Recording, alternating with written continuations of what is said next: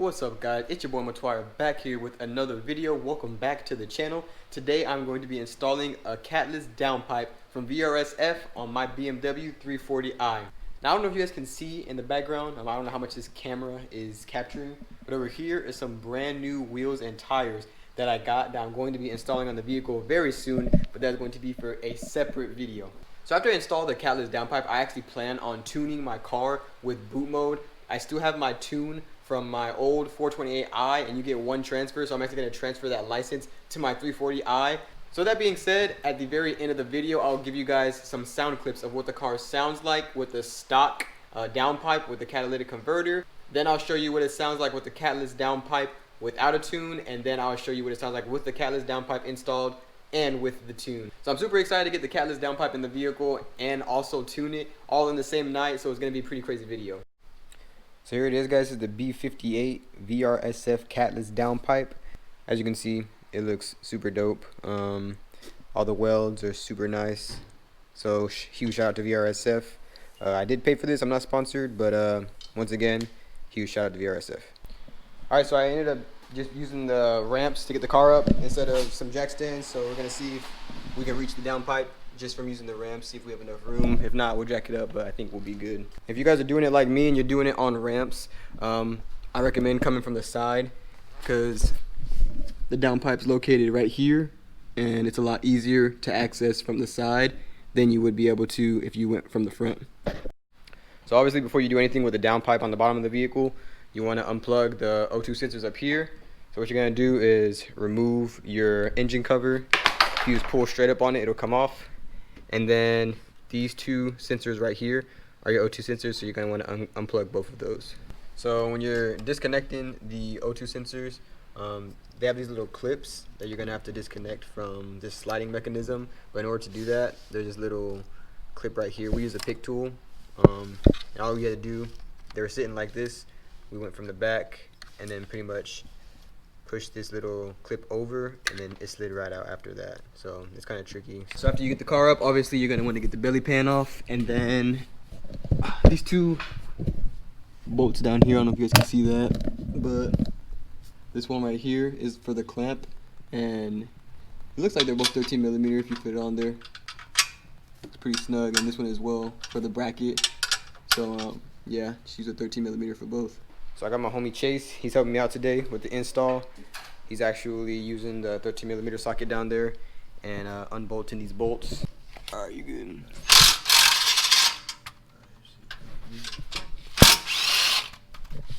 Easy. Yep. There we go. Cool. So after you remove the clips and then you unbolt the bolts down there and the bracket and the clamp down there, you're going to want to do this V-band up here. I don't know if you guys can see that, but right there is the V-band that you're going to have to unclamp. So the bolt for this right now is underneath. So we're actually going to try to fit underneath and use some extension tools to reach it. We're trying to avoid removing this air box. Some people do remove the air box for more room, but we're going to try to do it without and see if we can get to that bolt without having to remove the air box. Like I said, we're going to try it this way first. And he has, you know, what size millimeter socket that is? 13. Alright, yeah, he has a 13 millimeter socket on the end of that 90-degree angle tool. So we're gonna try it this way without removing the air box and see if it works. Alright, so I know it's kind of hard to see, but the impact gun didn't end up reaching. So what I did is I actually just used a ratchet to loosen this bolt right up here where the clamp is. As you can see that, but so I just use this right here, put it up through this area right here, and then I was able to reach it just like that. So once you loosen it, there is going to be a nut on the other side. So while you're unscrewing the long bolt, just make sure, mindful that that nut is on the other side, because you will need that. So once I loosened up that bolt down there, took off the nut, you're going to need to separate the clamp. As you can see, let me grab my light. So as you can see, that clamp right there has no more bolt in it, and we actually got it loose. And how we did that is I just grabbed this extension tool right here, and then I put it on one side of the clamp from the underneath, and then I just hit the other side with a mallet until the clamp separated, and then we were able to twist it, point it upwards, so that way we're now able to get it off. Alright, so I don't know if you guys can see where he's trying to loosen up those bolts, but those are the bolts to the bracket that you're gonna need to remove. So before you actually are able to take out the downpipe, you're gonna have to remove those bolts just because they're held in by that bracket. So he's trying to use just a socket wrench right now to loosen them up, but the downpipe's not going anywhere until you get those out. So as you can see, those two bolts you see sticking out right there, well, the screws, we took the bolts off. That's the bracket, so we ended up just using a socket wrench and then an impact gun to get them off. So now that the bracket's loose, we can go down to the bottom where it connects to the mid pipe and work down there and try to get that clamp off. This is the bolt I was talking about down here. So once you take the nut off of this side, you're gonna need to separate this clamp. I'm gonna go ahead and spray some WD-40 on there, try to make it a little easier to come off, because we tried just pulling it down, but it don't seem like it's budging. So we're just gonna try this now. We didn't have to loosen the clamp all the way. We just took the bolt off and just beat on it a little bit. It looks like it's gonna come out. There it is right there, without even having to remove the clamp. So just loosen the bolt the bolt for the clamp, and then it should come off. So we had to take off the little screw that comes into that. When you take off the belly pan, you can probably get to it, but it was restricting the downpipe from coming out. But once we took it off and moved out the way, he was able to get it out. And so there's the old OEM downpipe, and we're about to get these sensors off and install them on the Catless one. I do recommend getting a sensor socket. Makes it a lot easier to get it off, because I have tried it in the past where without a socket, and it's even harder with the socket, but there it goes. So you want to make sure that you're keeping them, or you're knowing which one goes where. So the one with the gray wire is going to go towards the middle, it looks like, and the one with the black is going to go towards the front side where the turbo goes. Get this one off. Yeah, damn. There we go. Alright. So obviously, like I said, the one with the black is going to go up here towards the front. And then the one with the gray is gonna go towards the middle. One last look at the downpipe before it goes in. I did want to show you guys the difference. So as you can see, this is just a hollow pipe, man. This is a Catless downpipe. And now let me show you guys the old one. Look how restricted. Well, first of all, look how big this is. And it's a lot heavier. But look how restricted this is right here. All those cells. So putting in the Catless one is going to be a significant change in power. So I can't wait for that. So once you have the O2 sensors installed on the new downpipe, she's ready to put in. So we're going to go ahead and get underneath the vehicle and feed her through. Once again, this side obviously goes on the turbo. This side's going to connect to the mid pipe. And then hopefully shouldn't be too hard. Get everything tightened up, put the bracket back together, make sure you put those bolts where that bracket is being held, and then I'll catch up with you guys in a second. What I ended up doing was feeding the downpipe up towards Chase, and he guided it onto the turbo. After he guided it onto the turbo, I made sure that these brackets right there was on the actual bracket, and then we ended up putting these bolts down here and down here. So all we gotta do is tighten them up, and then tighten the bracket, tighten the turbo one. Once you tighten up all the bolts, you should be good to go. So we're gonna go ahead and do that.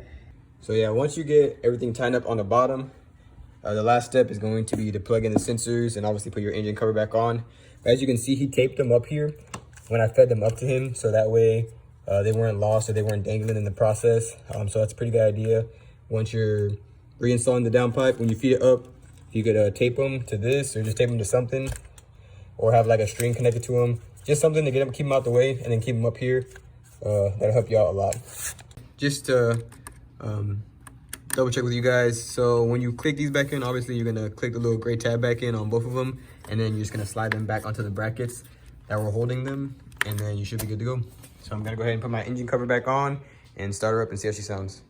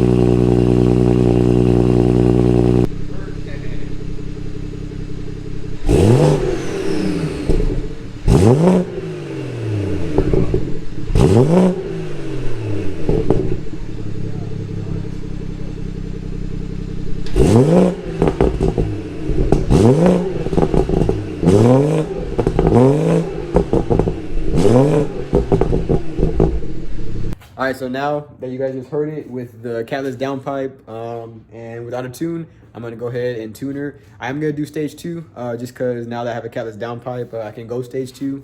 So we're going to flash stage 2 and then give you guys some more revs of the Catless downpipe with stage 2 tune. So unfortunately, I wasn't able to do the stage 2. They said I had insufficient whatever, so I have to contact Pro Tuning Freaks and just let them know that probably when I transferred my license, they just took away the ability to me to get new OTS maps. So what I'm doing now, I already had stage 1, so I'm just reflashing stage 1, 93 Octane. So after that's done, I'll give you guys some more revs. It won't be stage 2, stage 1, but we'll see how it sounds.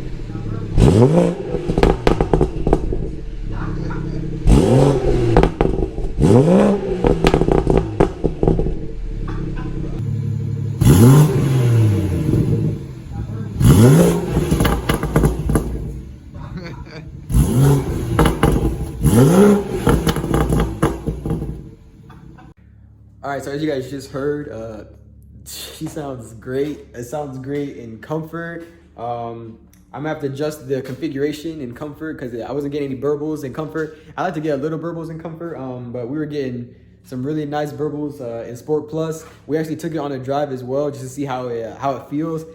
It feels ridiculous. The amount of power it gained just from the Catless downpipe is insane. I already had the car tuned with the stock downpipe, and the power gains were pretty good. I'm not even gonna lie. But what I ended up doing was tuning it back to stock, the stock tune, and then just for the purpose of this video, so stock tune, I did the downpipe. I just wanted to show you guys what it sounds like stock tune, you know, with a stock downpipe, and then Catless with the tune. So I know how it felt with the stock downpipe and the stage 1 tune, but I can tell you it definitely is a whole lot quicker, a lot more power with the Catless downpipe and the stage 1 tune.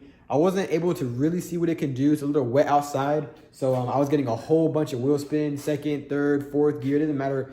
Pretty much all the way up until 5th gear, I was getting wheel spin. It's super quick. You can feel the power, but it's just not transferring to the road because it was super wet out there. Hopefully tomorrow I can take her out. Hopefully it's dry. I know it's supposed to be dry a few hours tomorrow, so hopefully I can get her out tomorrow when it's dry and then update you guys in maybe another video. But as far as this video, Catless downpipe, stage 1 tune, the 340i is an absolute monster. The B58 is an insane engine, and I'm more than happy. Well, just like that wraps up today's video. If you're not already subscribed to the channel, please consider subscribing. And if you like this video or helped you out in any way, give it a thumbs up. That'll help me out tremendously. And just like that, I will catch you guys in the next video. Peace.